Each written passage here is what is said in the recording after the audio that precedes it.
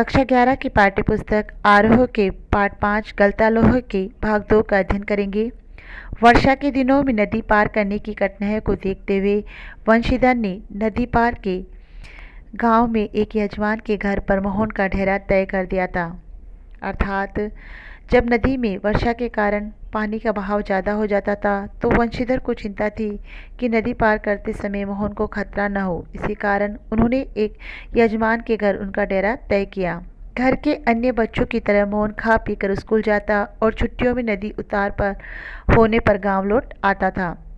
संयोग की बात, एक बार छुट्टी के पहले दिन जब नदी का पानी उतार पर ही था और मोहन कुछ घसियारों के साथ, घसियारे होते घास काटने वालों के साथ नदी पार कर घर आ रहा था, तो पहाड़ी की दूसरी ओर भारी वर्षा होने के कारण अचानक नदी का पानी बढ़ गया।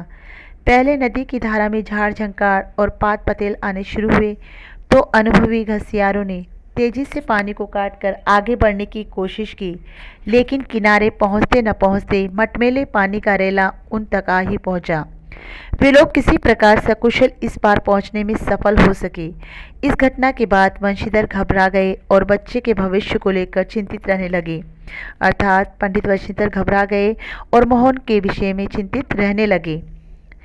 बिरादरी के एक संपन्न परिवार का युवक रमेश उन दिनों लखनऊ से छुट्टियों में गांव आया हुआ था। कौन आया हुआ था? लखनऊ से रमेश गांव आया हुआ था। बातों बातों में वंशीधर ने मोहन की पढ़ाई के संबंध में उससे अपनी चिंता प्रकट की, तो उसने न केवल अपनी सहानुभूति जतलाई बल्कि उन्हें सुझाव दिया कि वे मोहन को उसके साथ ही लखनऊ भेज दे।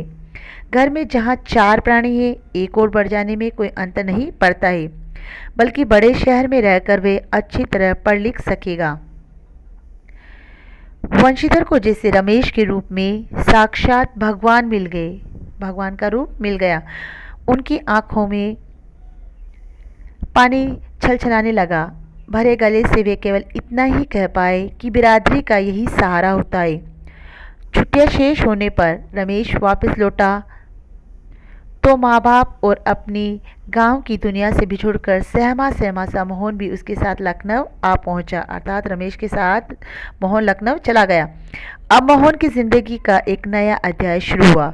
घर की दोनों महिलाओं, जिन्हें वे चाची और भाभी कहकर पुकारता था, का हाथ बटाने के अलावा धीरे धीरे वे मोहल्ले की सभी चाचियों और भाभीियों के लिए कामकाज में हाथ बटाने का साधन बन गया।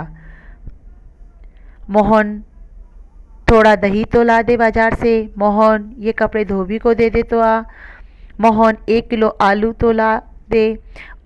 औसत दफ्तरी बड़े बाबू की हैसियत वाले रमेश के लिए मोहन को अपना भाई बिरादर बतलाना अपने सम्मान के विरुद्ध जान पड़ता था और उसे घरेलू नौकर से अधिक हैसियत वह नहीं देता था। इस बात को मोहन भी समझने लगा था। थोड़ी बहुत हीला हवाली करने के बाद रमेश ने निकट के ही एक साधारण से स्कूल में उसका नाम लिखवा दिया, लेकिन एकदम नए वातावरण और रात दिन के काम के बोझ के कारण गांव का वह मेधावी छात्र शहर की स्कूली जीवन में अपनी कोई पहचान नहीं बना पाया। अर्थात होशियार छात्र शहरी स्कूल में अपनी पहचान नहीं बना पाया। उसका जीवन एक बंदी बंधाई लीक पर चलता रहा। साल में एक बार गर्मियों की छुट्टी में गांव जाने का मौका भी तभी मिलता जब रमेश या उसके घर का कोई प्राणी गांव जाने वाला होता, वरना उन छुट्टियों को भी अगले दर्जे की तैयारी के नाम पर उसे शहर में ही गुजार देना पड़ता था। अगले दर्जे की तैयारी तो बहाना भर थी। सवाल रमेश और उसकी गृहस्थी की सुविधा असुविधा का था। मोहन ने परिस्थितियों से समझौता कर लिया था क्योंकि और कोई चारा भी नहीं था। घर वालों को अपनी वास्तविक स्थिति बतलाकर वह दुखी नहीं करना चाहता था। वंशीधर उसके सुनहरे भविष्य के सपने देख रहे थे। 8वीं कक्षा की पढ़ाई समाप्त कर छुट्टियों में मोहन गांव आया हुआ था। जब वह लौट कर लखनऊ पहुंचा तो उसने अनुभव किया कि रमेश के परिवार के सभी लोग जैसे उसकी आगे की पढ़ाई के पक्ष में नहीं है। बात घूम फिर कर जिस ओर से उठती वह इसी मुद्दे पर जरूर ख़त्म हो जाती कि हजारों लोग हो BA MA मारे मारे बेकार फिर रहे हैं। ऐसी पढ़ाई से अच्छा तो आदमी कोई हाथ का काम सीख ले। रमेश ने अपने किसी परिचित के प्रभाव से उसे एक तकनीकी स्कूल में भर्ती करा दिया। मोहन की दिनचर्या में कोई विशेष अंतर नहीं आया था। वह पहले की तरह स्कूल और घरेलू कामकाज में व्यस्त रहता। धीरे धीरे 1.5-2 वर्ष का यह समय भी बीत गया और मोहन अपने पैरों पर खड़ा होने के लिए कारखानों और फैक्ट्रियों के चक्कर लगाने लगा। वंशीधर से जब भी कोई मोहन के विषय में पूछता तो वह उत्साह के साथ उसकी पढ़ाई की बात बताने लगते और मन ही मन उनको विश्वास था कि वे एक दिन बड़ा अवसर बनकर लौटेगा। लेकिन जब उन्हें वास्तविकता का ज्ञान हुआ तो न सिर्फ गहरा दुख हुआ बल्कि वे लोगों को अपने स्वप्न भंग की जानकारी देने का साहस नहीं जुटा पाए। धनराम ने भी एक दिन उनसे मोहन के बारे में पूछा था। घास का एक तिनका तोड़कर दांत खोदते हुए उन्होंने बताया था कि उसकी सेक्रेटेरिएट में नियुक्ति हो गई है और शीघ्र ही विभागीय परीक्षा देकर वह बड़े पद पर पहुंच जाएगा। धनराम को त्रिलोक सिंह मास्टर की भविष्यवाणी पर पूरा यकीन था। ऐसा होना ही था, उसने सोचा।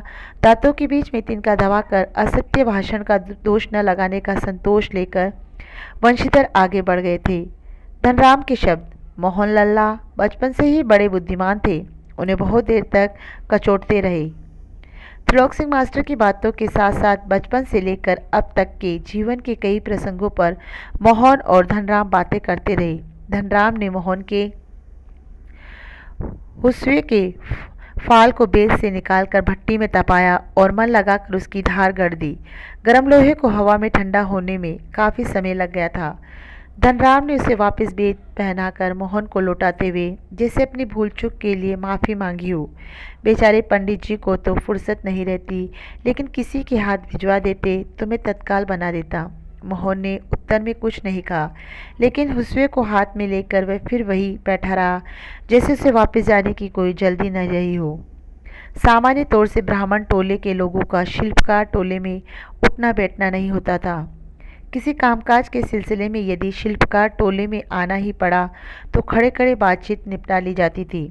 ब्राह्मण टोले के लोगों को बैठने के लिए कहना भी उनकी मर्यादा के विरुद्ध समझा जाता था।